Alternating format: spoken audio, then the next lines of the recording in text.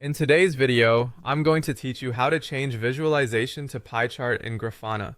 By the end, you'll know exactly where to click and what to look for, so you can turn a standard time series panel into a clean, easy-to-read pie chart.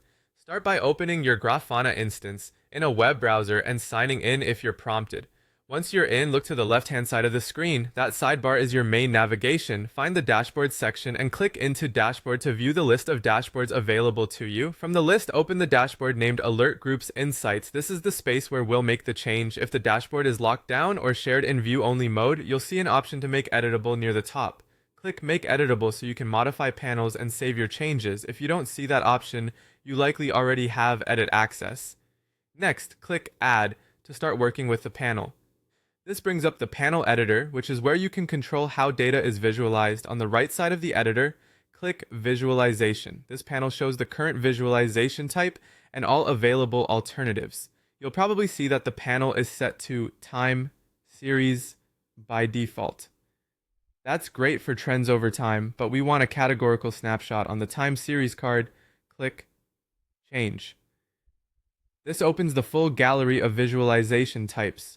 From here, choose the pie chart visualization. As soon as you select it, the preview updates so you can see how your data will look as a pie. A quick tip for clarity: pie charts work best when your data is grouped into categories with a single value for each slice.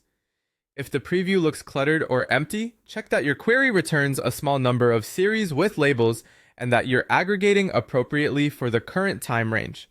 Also, if you don't see pie chart as an option, your organization might have the plugin disabled. Reach out to an admin to enable it.